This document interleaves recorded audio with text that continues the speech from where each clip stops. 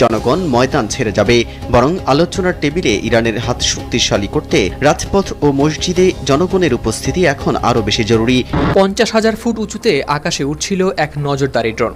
এরপর হঠাৎ করেই যেন বদলে গেল সবকিছু। রাডার থেকে হারিয়ে গেল সিগন্যাল, যোগাযোগও হলেও বিচ্ছিন্ন, আর তারপর নিখোঁজ। পারস্য উপসাগরের আকাশে এমনই এক ঘটনায় নিজেদের অন্যতম আধুনিক ও ব্যয়বহুল ড্রোন হারানোর কথা নিশ্চিত করেছে যুক্তরাষ্ট্র, জানিয়ে নতুন করে তৈরি হয়েছে উত্তেজনা। গেল 4 এপ্রিল MQ-4C ট্রাইটন মডেলের এই ড্রোনটি বিধ্বস্ত হয় বলে জানানো হয়েছে মার্কিন নৌবাহিনীর সেফটি কমান্ডের এক প্রতিবেদনে। তবে কোথায়, কিভাবে সে বিষয়ে এখনও পরিষ্কার কিছু জানানো হয়নি। একাধিক আন্তর্জাতিক সূত্রের দাবি ড্রোনটি ইরানের আকাশ প্রতিরক্ষা ব্যবস্থার হামলায় ধ্বংস হয়েছে। প্রতিশোধের নেশা নাকি শান্তির আশা, এই নিয়ে দোটানায় আছে ইরানের জনগণ।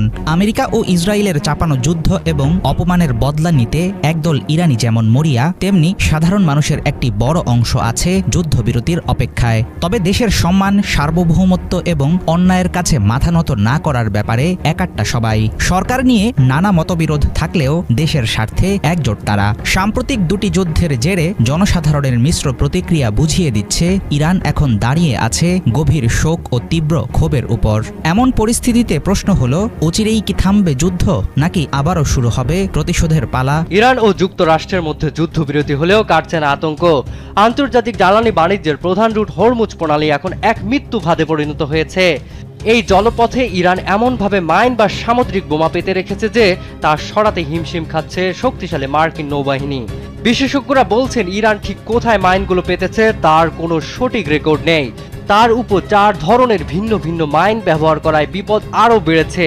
কিছু মাইন সমুদ্রের তলদেশে লুকিয়ে আছে, আবার কিছু পানির স্রোতে ভেসে বেড়াচ্ছে। মার্কিন নৌবাহিনীর মতে স্থলভাগের চেয়ে সমুদ্র থেকে মাইন অপসারণ করা অনেক বেশি জটিল ও সময় সাপেক্ষ। অবশেষে হরমুজ প্রণালী পুরোপুরি খুলে দেওয়ার ঘোষণা দিয়েছে ইরান। বাণিজ্যিক জাহাজ চলাচলে কোনো বাধা দেওয়া হবে না বলেও আশ্বাস দিয়েছে তেহরান। মার্কিন প্রেসিডেন্ট ডোনাল্ড ট্রাম্পও নিশ্চিত করেছেন হরমুজ প্রণালী খুলে দিতে রাজি হয়েছে ইরান। তবে তেহরান হরমুজ প্রণালী খুলে দিলেও নৌ অবরোধ এখনই তোলা হচ্ছে না বলে নিজের সামাজিক যোগাযোগ মাধ্যমে জানিয়েছেন ট্রাম্প। যুদ্ধ শুরুর আগে ইরানের সামরিক সক্ষমতা নিয়ে তুচ্ছ-তাচ্ছিল্য করেছিলেন মার্কিন প্রেসিডেন্ট ডোনাল্ড ট্রাম্প। আমেরিকার অত্যাধুনিক যুদ্ধ বিমানগুলোকে পরাস্ত করতে ইরানের কোনো কার্যকর রাডার ও বিমান বিধ্বংসী ব্যবস্থা নেই বলে প্রচারণা চালিয়েছেন তিনি। তবে যুদ্ধ শুরুর পর ট্রাম্পের এই দাবিকে রীতিমতো ভুল প্রমাণ করে ইরানি বাহিনী।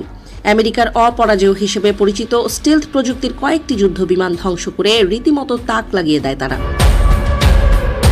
মধ্যপ্রাচ্যের সামরিক উত্তেজনা এখন আর শুধু ইরান বনাম যুক্তরাষ্ট্রের সীমায় আটকে নেই। এটা ধীরে ধীরে রূপ নিচ্ছে বড় শক্তিগুলোর কৌশলগত টানাপোড়েনে।